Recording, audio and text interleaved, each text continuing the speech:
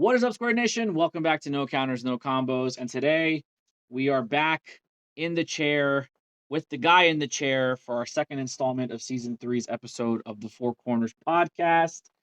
I had a lot of fun doing the video format, so we're going to keep doing that moving forward. We got a lot of stuff to talk about this week since we kind of missed last week. So for starters, Matt, what's up? What you been up to, and how did locals go for you last week? It's been a bit of a roller coaster. I've been crazy busy during the days, but last week I went to locals. I brought my red starter Vegeta list that I hinted at a little bit on the pod last time around, and went undefeated. First place. We had a 3-round best of 3. I 2-0'd my first opponent, which was Green Clash Goo. And then round 2, I 2-0'd the bye. And then round 3, I 2-0'd SS4 Bardock, which was a tough matchup because Red not being able to deal with that SS4 Bardock counterplay for 1 is really tough. Yeah. But just being able to Yamcha on the secret rare play was big. Okay. So it definitely saved a lot there. But a good tournament, got some good reps with Vegeta in. Well, that's good. How was the edge last time around? So we actually had a best of 3 yesterday. Well, actually yesterday being Saturday for me, but for those watching 2 days ago. Um yeah, I think it was the first best of 3 event of 2022. It was a box tournament for the second edition of Unison Warrior. It was good. I mean, we had a good turnout. We had like I think 12 or 13 players. Shout out to Joku DMD and Johnny Teo from Topo Loco. They actually came and made the trip up to compete in the event. I actually played I played Icarus. I played Yellow Icarus, and I went the sweaty route. Like obviously I don't have all the cards, but I borrowed all the sweaty cards. Like I borrowed the Steadfast, I borrowed the Riposts, I borrowed the All Too Easies, and um I mean, I did round 1, I 2-0'd Hernan, shout out to him, Majin Vegeta, and then round 2, I played against Hudson's Android 16, and it was a tough it was a tough matchup. Those bodies get really big and they get really out of control very quickly. Um, game game game 1 I lost. He sided in DPMS, Dark Power Black Mass Saiyan, and I sided out my Gohan and Videl power couples, which is like an easy answer to getting them off the board. So I had to kind of maneuver around Black Mass Saiyan for a while. But it ended up coming down to he swung into me with the big double strike 16, the 7 drop. He comboed up a number. I snatched it with the Videl, with the heroin secret rare, but then he played the 8 drop dual attack 17 and 18, and it was just game from there. But it was a good game. I felt like I played pretty well.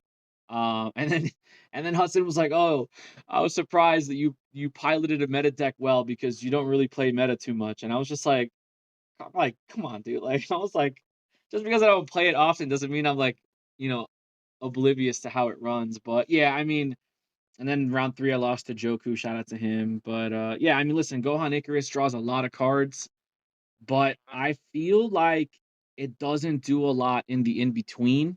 And I know that sounds crazy coming from somebody like me who doesn't really play the deck too much, especially since the deck just won like the national championship or like the world championships or whatever. I'm not taking anything away from that leader or that strategy. I just don't feel like it does a lot proactively.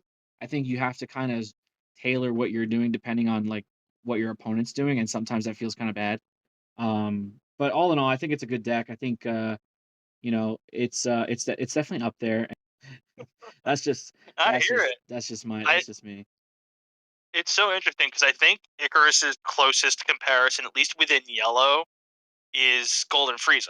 Yeah. Is set one Frieza, Yeah. and I know that there are a couple of those running around right now. And what it really comes down to is card draw versus flexibility. And right now in the format, card draw is better. But with the hit that yellow might get, we're looking at a format where yellow is going to be Zamasu and Trunks because those leaders are absolutely snapped. And probably set one Frieza because whenever we get any Golden Frieza anything, any yellow anything really, that deck has a chance to thrive. So it's gonna really come down to whether or not the hit to yellow is more of a direct hit to the color or a hit to the leader. And I think that's gonna really determine what yellow does in the next format.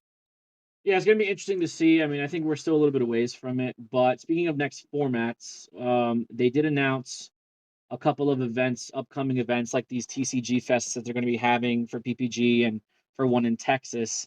And I think the big controversy behind it is they're doing a Unison Warrior block for these events. So basically, what that means is cards within that block are the only cards that are going to be legal for the event. So I want to ask you what your thoughts are on that. All right, so as someone who was gonna go to this event, I've done a tremendous amount of testing. Just preparing for an event that got canceled in Virginia, an event that fell through for Tampa. So now this one gets announced for spring break in Miami, which is a whole other can of worms. Yeah. But when you're limiting almost, I mean, I think someone did it's like almost 70% of the card pool. We have 16 sets, and you're canceling out the first 9 and other expansions to the point where we're so limited within these strategies. It's just going to be archetypes running around. Yep. And decks that are almost all in those sets are going to do great. King Cold will do phenomenally. Yellow Zamasu, Yellow Trunks will do great. These decks, Red U7 will do awesome. Starter Vegeta will do great. But it gives these.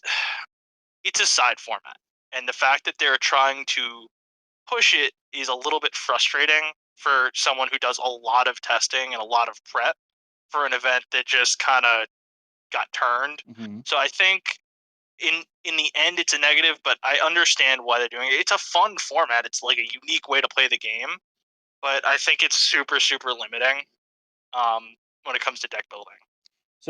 So here's what I'm gonna say about it. Um, my favorite aspect of card games is deck building.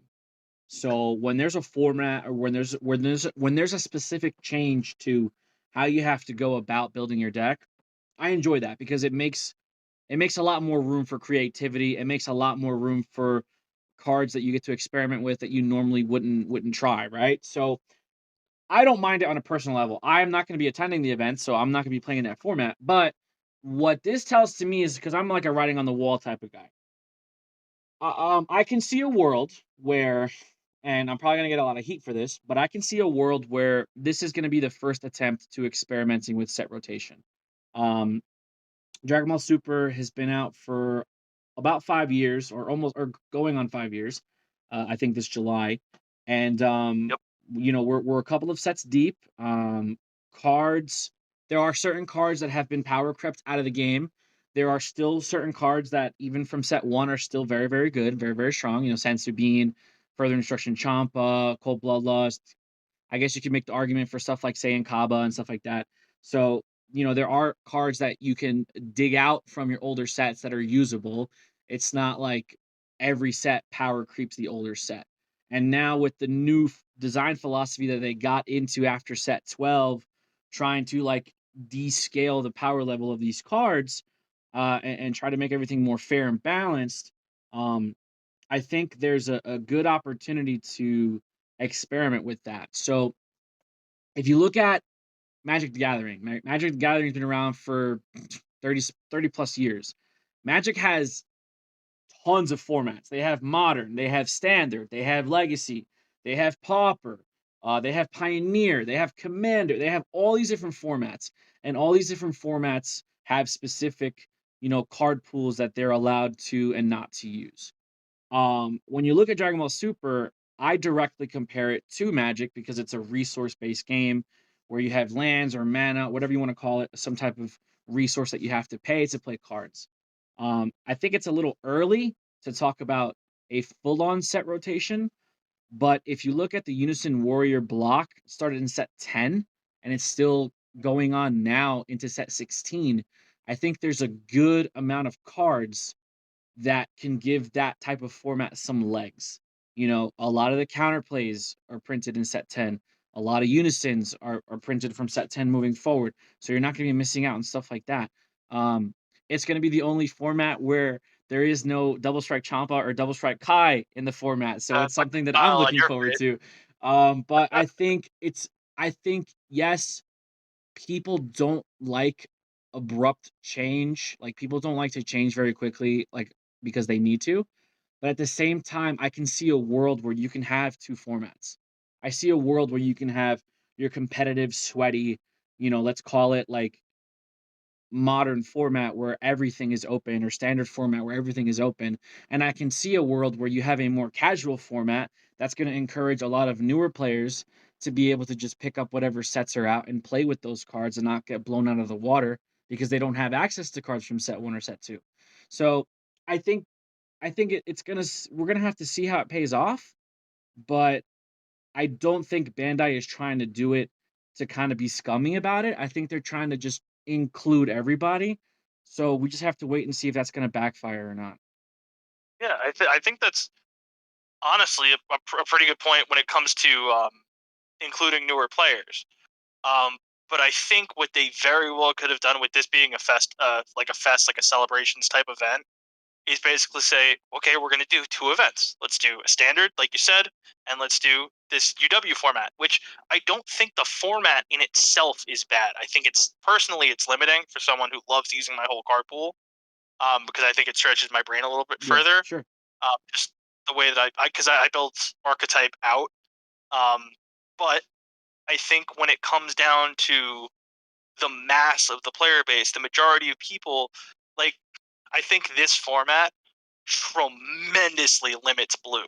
Sure. When you talk about cards like D Magic and Sensu Bean not being able to be used, like I think that seriously hurts them. And then you look at, you know, yes, this takes Bad Ring Cooler out of the format, but you have these colors that are so reliant on old stuff. Like there are a lot of black cards that are super locked out. It's like so from the original Overrealm block sets 3, 4, 5, and it's just they're totally locked out. A lot of multicolor strategies that you just can't play. Hmm. Like we're not going to see any red green, blue red. We're not going to see any like none of that is going to be even close to playable. I think SS4 Bardock has a really good chance in this format because his deck is almost entirely there. Hmm.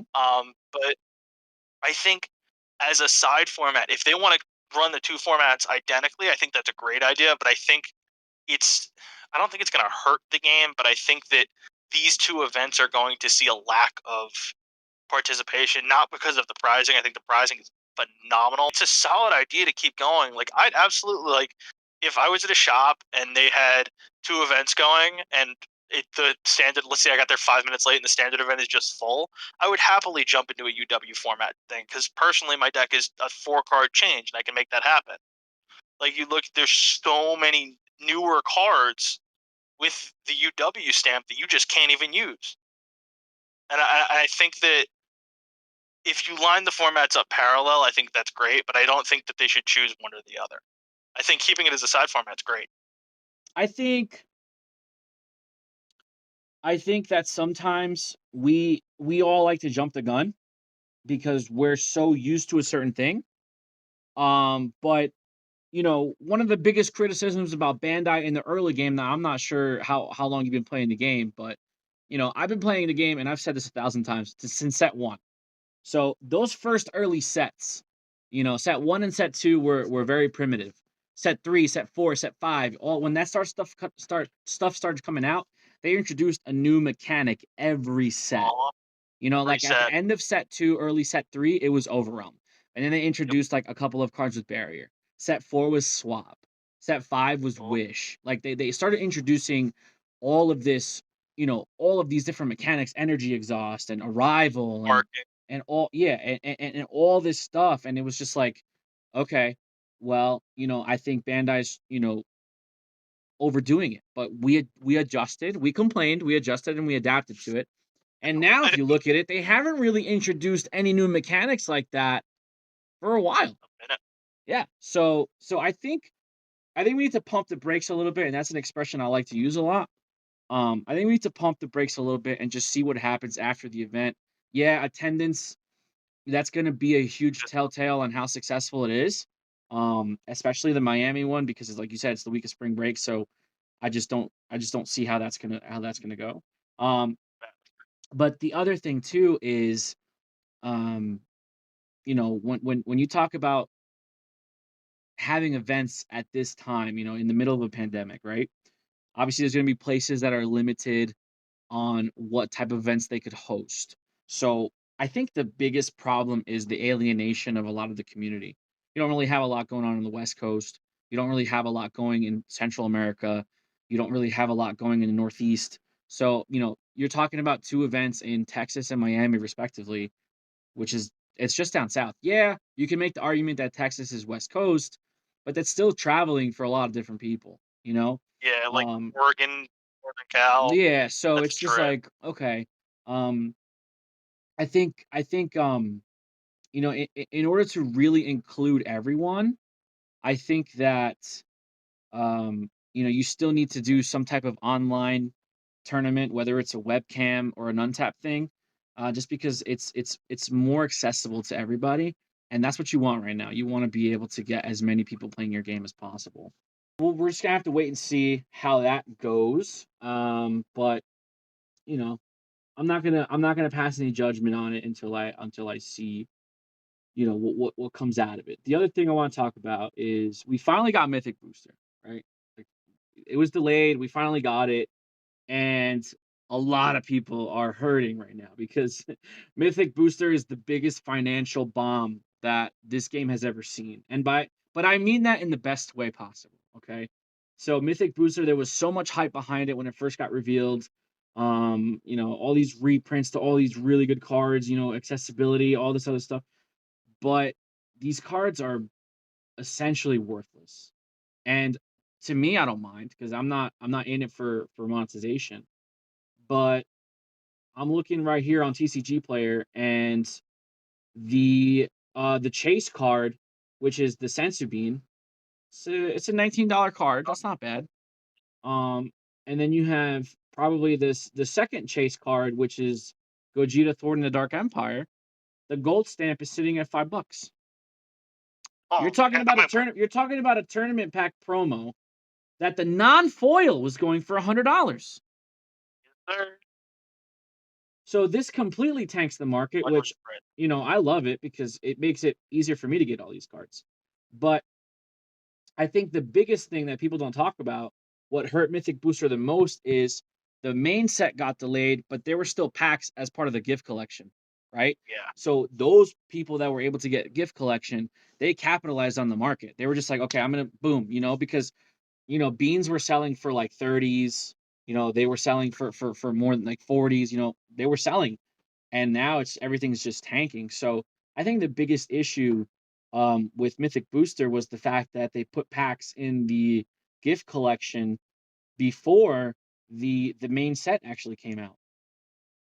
I definitely think like that delay really, really hurt sales. And when you look at from a budget player's perspective, as someone who tries to not drop obscene amounts of money on this game and still be somewhat competitive, it was a godsend Oh yeah, for me. Like I already owned thwartings, but like being able to get like like more gold stamp fighting against fate, so I don't have to re-sleeve them, more senzu bean foils, and then just seeing the amount of reprints that they really produced is phenomenal. yeah. Giving old cards new art, putting that great gold foil on it. But a set that tanks the secondary market is always going to hurt the LGSs the most Oh yeah, because now 100%. They can't move it. They can't nobody's move. buying. They can't move that There's product. no way. There's no and Like, and the same thing happened the last time this happened. It wasn't a reprint set, but it was World Martial Arts Tournament. yep, World that's what I was Martial gonna say. Arts Tournament. Just like I know shops that still have stock of Yep. Womet on their shelves because it's just so hard to move. Now the argument you can make is, well, if you look at Evolution Booster, Battle Evolution Booster was kind of a similar set to World Martial Arts Tournament. Yes and no. Um, Battle Evolution Booster gave us a really good secret rare that you can use generically in any deck. Oh, Um, World Martial Arts Tournament gave us the Goob, the Goku Oob secret rare, but it was very like niche. Like you had to use it in specific situations. So I guess you could make the argument that I mean, I loved Evolution Booster as a set. I thought it was great because I love reprints. I love having people be able to have access to cards that aren't as easy to come across as they used to be, and you get a little, a couple new things here and there. So I really appreciated that set. I love Mythic Booster too. I think Mythic Booster was a great idea. If I were Bandai, on a personal level, I would probably try to run these out at least once a year, and I would look at whatever the meta game was that prior year and make reprints for like those really like meta defining cards. Like if you're looking at the set as a whole, yeah, forwarding, great. Fighting against fate, great. Some of these cards didn't Yeah, need reprints. Like you don't need another Topo. You don't need Gogeta Acrobatic Warrior. Like, yeah, I understand like reprint like another heroic prospect trunk. Like how many heroic prospects are we gonna get? It's like some of that's these nine. cards didn't need to be reprinted. Some of them did, for just accessibility reasons.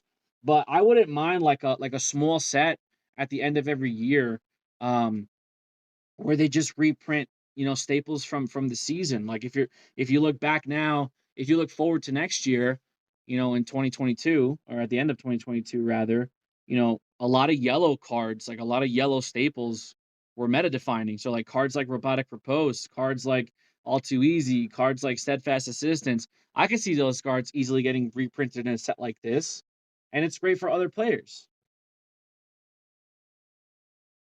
I personally, I think that reprints are great. I think reprint sets are kind of like a financial trap Mhm. when they're sold in booster box form. Mhm. Because so it was 24 packs. I think they said 10 cards each, Mhm. right? Yeah. So 240, no, 10 times 20, yeah, 240 cards in a box. Yeah. You're guaranteed 24 of those to be gold stamps, Yeah. and the rest of them you're going to be guaranteed a regular foil, Mhm. and then that's 8 other cards Mhm. that are going to be reprints that at some point were worth some money. Sure. So now we're looking at a set that for the player, the first box you buy is great. But as that set ages, it's going to get less and less valuable. Absolutely. And that's tough for Bandai and tough for those LGSs. So I think the way to do it is to make more, and I know a lot of people are going to disagree with me on this, is to make more tournament participation. Because I think the reprints that they're doing in the event packs and the Unison set packs and the 2021 Vault pack for these events are like 90% of the reason I wanted to go to these events. Sure. You look at like you look at the pricing that they did for this event, it is absolutely bananas. We're looking at so the first set's not great, but you have like SS Son Goku Legend Personified. Great one drop card, great for red. Grim Reaper of Justice Gotenks. Phenomenal reprint for that archetype. Mhm. The new Trunks. Gonna be cool as hell to see that with a cool stamp. Turles All Too Easy. We just talked about it. It's a pricey card right now, but awesome reprint choice. Then you look at the Vault set. You have Bojack the Evildoer. They probably saw that a little early and chose it a little too early. Mhm. You look at the new Goku Black Kamehameha Yeah. extra card. Awesome choice. Bulma the Bunny Girl always had a little bit of extra value, but now you get another art for that. Sure. The King Cold 5-drop Frieza, great choice. And then this Unison set, I think, is where like the money for me comes in because almost all of these are meta defining unisons. 4-drop Yellow Mechi, 3-drop Blue Baby, 2-drop Piccolo Jr., the 4-drop Majin Buu, Yeah. the 3-drop Yellow Trunks, Yep. the Xeno Sin Toa, the Red Broly, Dark Broly is but like the Great Priest Unison is like it's like a rare is being used in a ton of Soul Striker decks, and I think that's great. The draft box Toa from DB5, I think it was DB5 or DB6, Mhm. awesome choice. Saiyan Scions, awesome choice, being used in a ton of black decks right now. Yeah. And then you look at the event pack, and there's just so like Riposte, Piccolo Jr. Alliance, the Supreme Kai promo that has been like $40 for like a year, Yeah. phenomenal. Yeah. Like Rosie, a skillless Icarus card, like another reprint of the Piccolo Junior Unison. Like these cards, that's the way to do it, and you make it tournament participation. You Sure. send like we're already sending these LGSs like so many TP sets. Yeah. If you order a TP set, let's say you get 2 sets of the event pack and then 2 sets of a vault pack.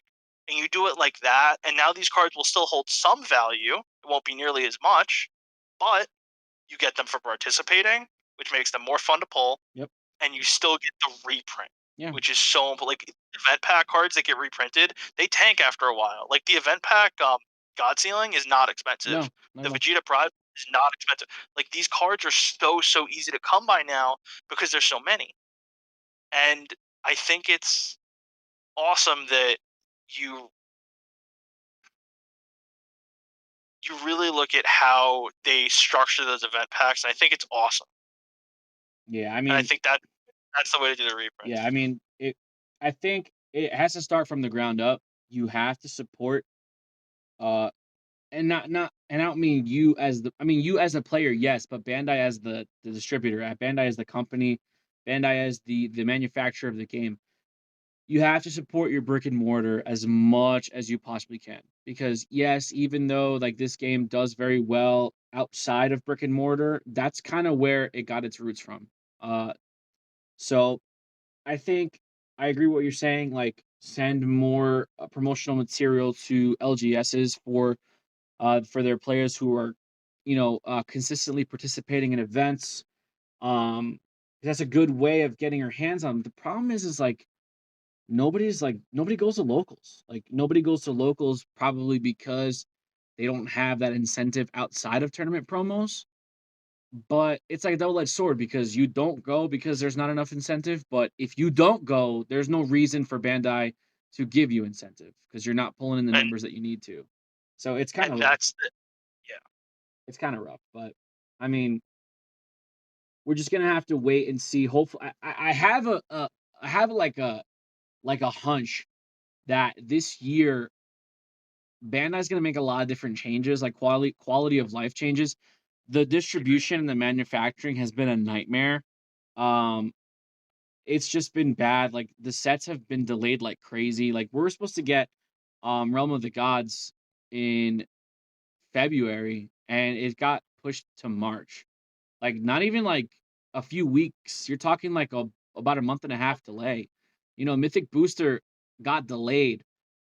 These second edition printings of set 10 and 11 got crazy delayed. They were supposed to be out in October and we just got Yup. them now in January. So I think it's very difficult to control it's very difficult to control like shipping and stuff like that. But I think you have to look at it and you have to look at it like and address the fact, are we printing too much product to keep up with, you know, the shipping aspect of it? And maybe they are, maybe they aren't, but I think they're okay with, four regular sets a year and then maybe a couple of expansions in between those sets. Not like big 200 card expansions like they did with those little the premium pack expansions. Like that's Yeah, fine. You could do stuff like I think that, that's but great. I think more than four core sets a year is a lot because you're talking about a quarterly release. You're talking about you're releasing a set almost every 2 months at this point because we get more than four sets a year. Right. So And it's rough. yeah, I think like what it comes down to with the amount of product we've been getting is these delays are like I mean the reviews the real cycle for Realm of Gods is over, and it's still January. Yep. The set doesn't release till late Yep. March. We have two Yep. months of nothing. Yep.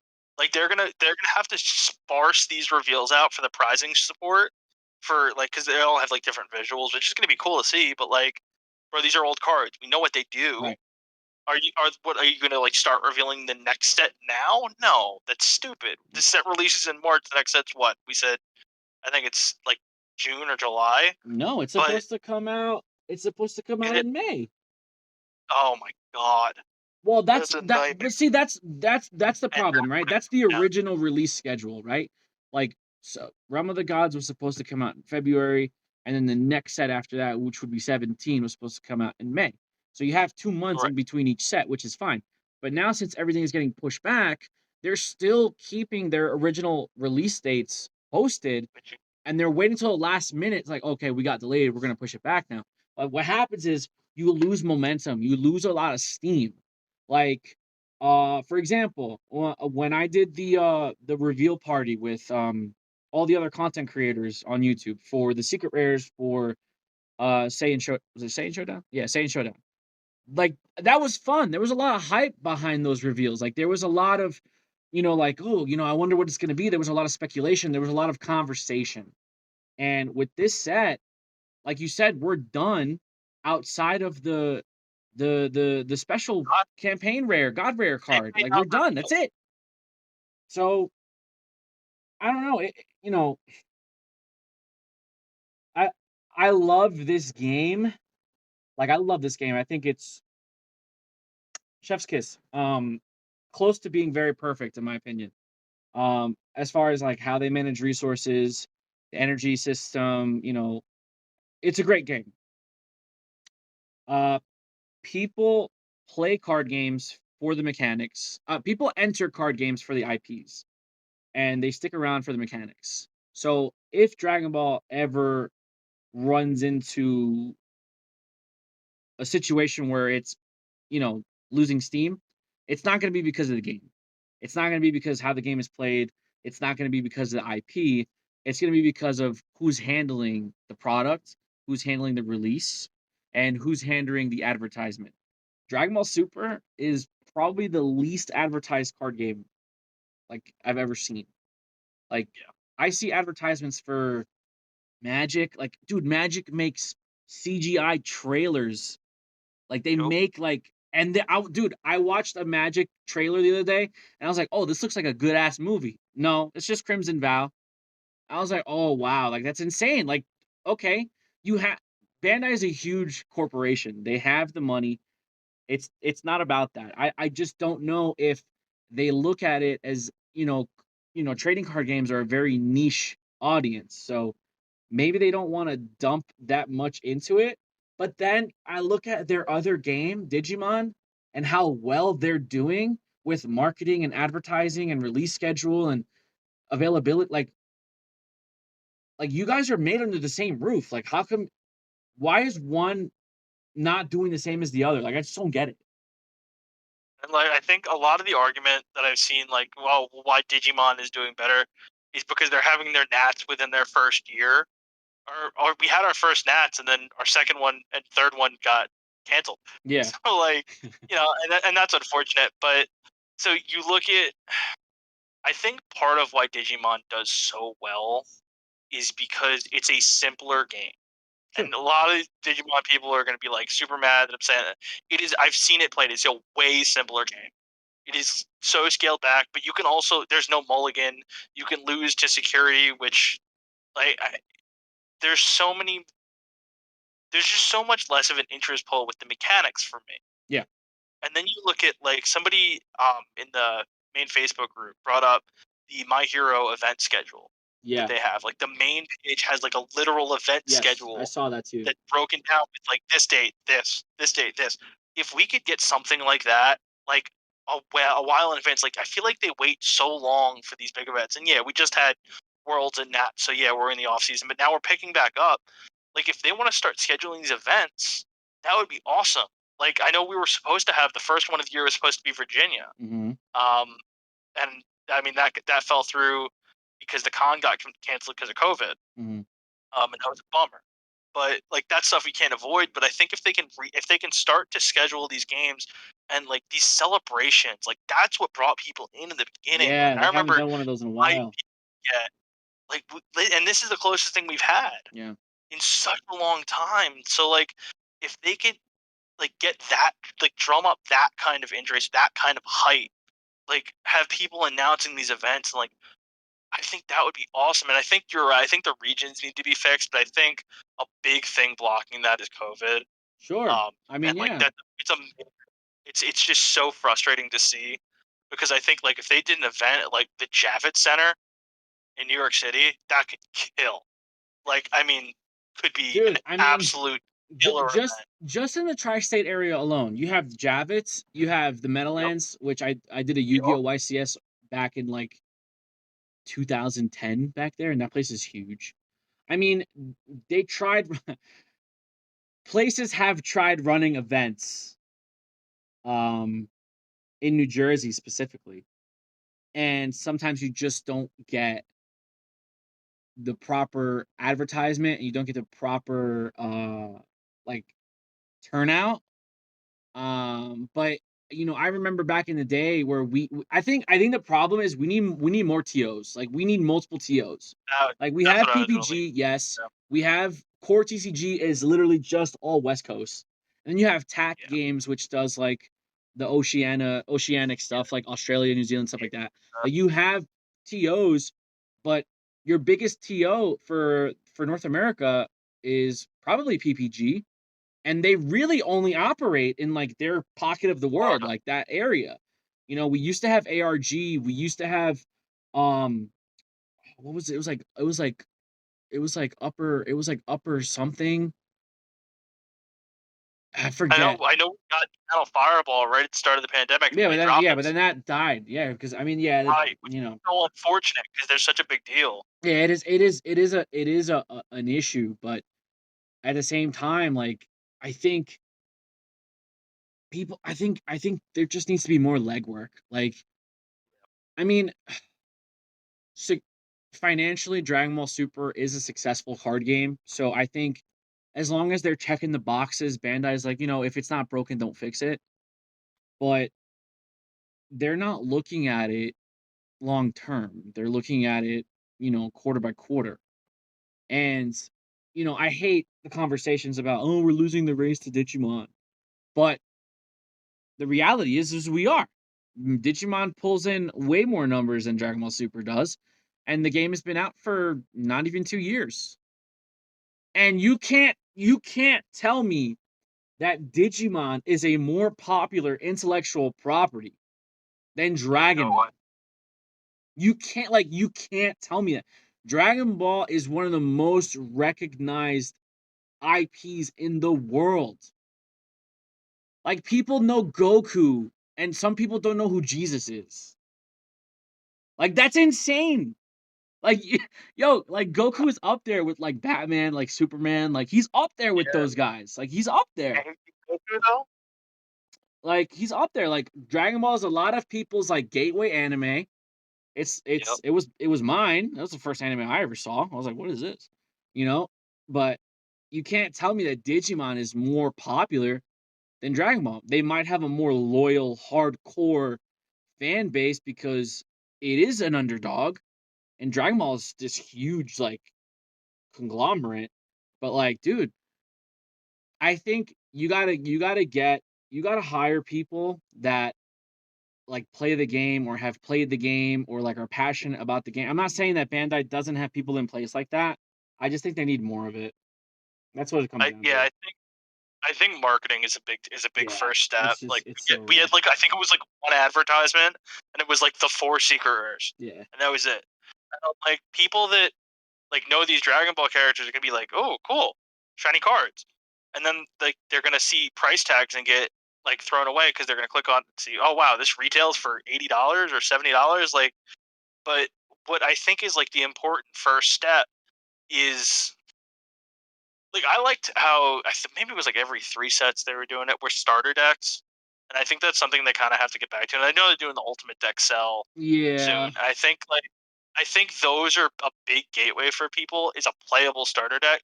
Like what I think the biggest influx I remember seeing was set 10 when Vegex came Vegex. out. Yeah, When people like you could straight up just smash two for Vegex starters sure, together, for count to sure, 50, and you're good. for sure. Like that's awesome, and like you can do that with the Vegeta starter, but it's just not nearly as good. But you also get a lot of value, and I've been like kind of thinking like which what counterplay hasn't been reprinted to all hell yet. It's Charismatic Frieza. I think we're gonna get a reprint for it in the cell deck. I would hope so. Um, Me calling it right now. You heard it here I first. would hope so. Um, but I think that would be a great opportunity to reprint that card. So But here's how I look at it, right? Like, I think a lot of people who play Dragon Ball Super have come from Yu-Gi-Oh, right? So Yu-Gi-Oh, I mean, that's a juggernaut. It's a beast. It's not going anywhere. And then now they just came out with Master Duel for like everything, and it's just I started playing it too, so I can't even deny it. But like Yu-Gi-Oh's release structure is real good. Like they have quarterly releases for major sets. They have supplementals in between, and they get a starter deck and a structure deck for every set. So like you said, somebody doesn't have $75 to shell out on a box and pull random cards, they can go to a $8 on a Walmart starter or a deck. Target and drop, 20 to 30 bucks, and that's your entry. That's your entry. I mean, oh, what? That's the door. Yeah. I mean, it's the same thing for Dragon Ball. Don't get me wrong. It's the same thing, but there has to be a starter deck that's released and available. Like, we're getting to the point where we've been. So the last starter deck was the Vegeta, which was set. What was that? 14 was boost, Yeah. and we're into 16. I don't see anyone selling that deck. Like, they sold out, and that's it.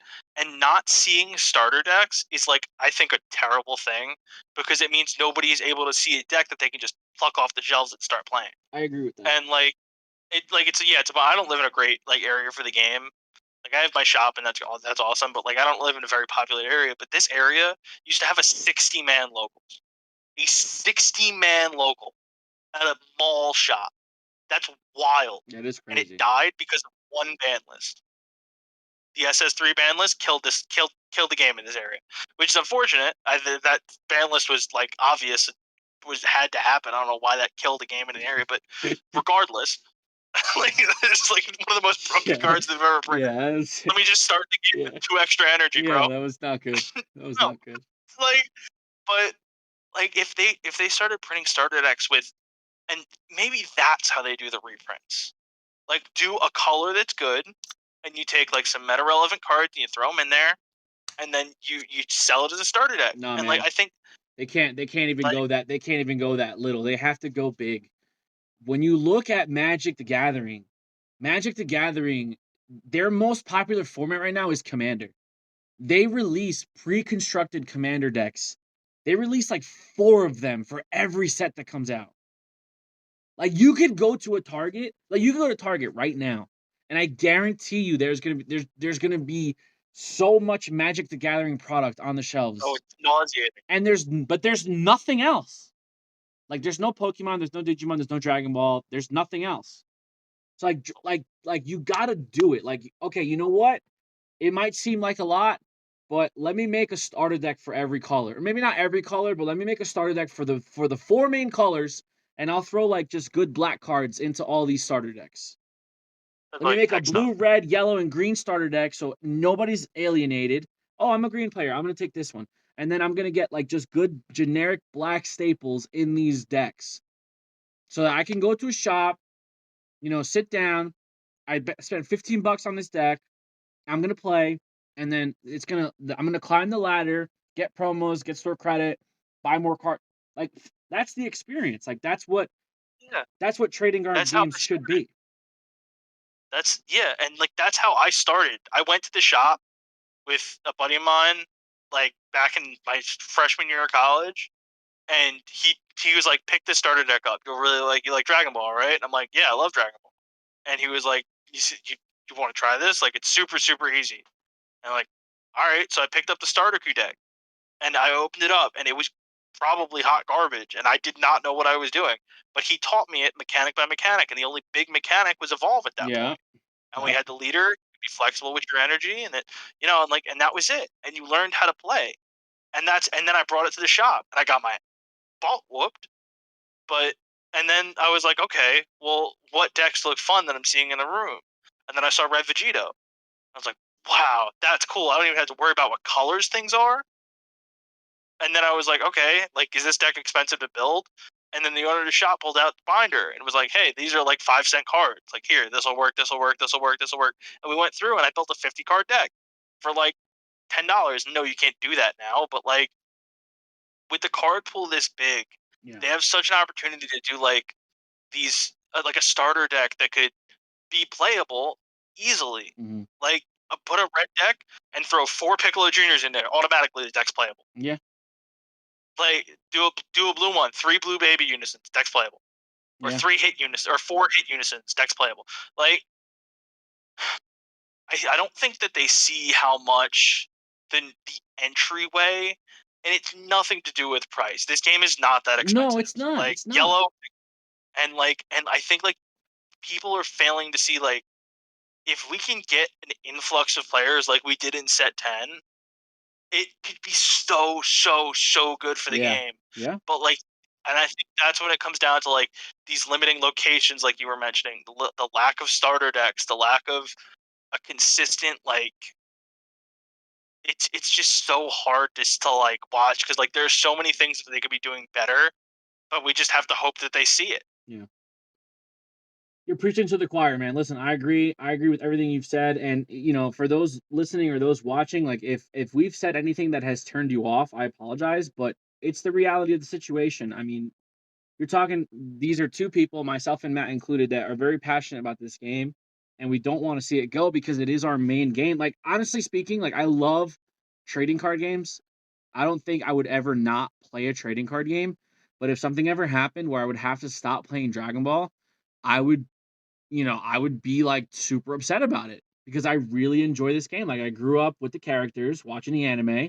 I played all the video games. I had toys and stuff. Like you get attached to something, whether it's through nostalgia or it has sentimental value, and you want to see it thrive. And that's what it comes down to. And I'm sure there's a lot of other people in the community that feel the same way.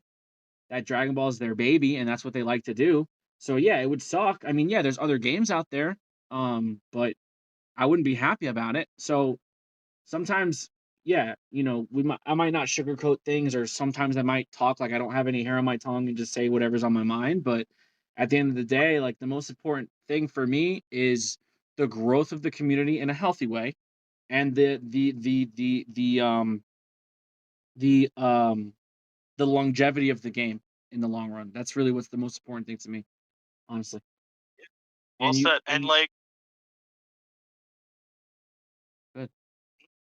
yeah, and what it really comes down to is conversation naturally will always devolve into an argument if someone is not patient when listening to someone else. Sure. And a lot of what's happening on the Facebook group right now is someone disagrees with you, and then you either see the ooh, ooh, ooh meme from the VSA guys, or you see like people jumping in with like like the SpongeBob meme, like oh, and then like all the and like it just devolves into this like childhood argument. Like it's nonsense, but like that conversation is so important. Like I think it was one of the Hermit style guys posted something like basically detailing like why the event could be good, but the way that they announced it was garbage. And like he brought up some really really good points. And like what sucks is these fest events had such an opportunity, and I'm so upset about it because these events had so much of an opportunity to set the meta for the start of the new year, of new season of competitive play, Hmm. which is huge. Yeah. Like these are the first big events that are going to happen, Yeah. and then they just kind of turn that off. And like the UW format, unless that's the official format that they're going to be moving forward with, and they say that it's not. Like Hmm. right now, the format we have is everything, Yeah. and right now, the first 9 and 4 expansion sets are completely useless. Like they are unplayable for that event. So you have to think like, okay, if they're going to do this set rotation, then let's do it. Like let's commit to it, and like it'll bring in a ton of new players. I think that was a point you made in the beginning of the video. Like that's a great point. But if they don't commit to something soon, it's really, really, really going to turn off a lot of the community that needs like an answer now. Yeah. Like I'm patient. I love this game, Yeah. but a lot of people are getting upset. Sure. I mean, and that's fine. I mean, at the end of the day, I'm sure Bandai has their heart's in the right place, but you can't have your cake and eat it too. Sometimes you have to make tough decisions. Sometimes, like you said, if you have to commit to something that might not be the most popular opinion, but people will adjust, people will adapt. Like how many times people complain about a ban list or complain about a card and it gets banned, or complain about something and it gets banned, or complain about, oh, this card got banned. What am I going to do now? And they find ways. Like that's our job, is just to find different ways of playing the same game, and that's never going to change. Yeah, So I don't think Bandai needs to walk on eggshells, but I mean, for the no, most part, we talked about a lot of stuff today. This weekend at locals, I'm going back to the Jank. I'm gonna be running a Wish Shenron deck. I don't want to give away too much of the information on the meat and potatoes, but Shenron leader. I'm using Figure of Majesty with with the desire that Force plays in Shenron. for I'm playing that. I'm playing that for sure. I don't want to give away the spice because Whoa. it's spice, but it's not spice. So if you guys are interested in that, Like Red Robin seasoning. yeah. It's just like Old Bay. It's Old Bay seasoning, so it is. Um, but yeah, if you guys are interested in that, definitely tune into the stream. And with that being said, Matt, you have any final words before we get off? Yeah, I'm gonna definitely roll to locals if I can this weekend, and might be playing something a little bit different. I might give Green Clash a run. Might give Red Yellow Baby Aggro a run. See how I'm feeling when I roll up. But if anything, I'll just default to Red Vegeta and just come in and throw hands. Yeah, that sounds fair. Thank you guys so much for watching. Don't forget to like, share, comment, subscribe, and please hit the notification bell so you can stay up to date with everything no counters, no combos. We really do appreciate the support, and we'll see you guys in the next video. Be there or be squared.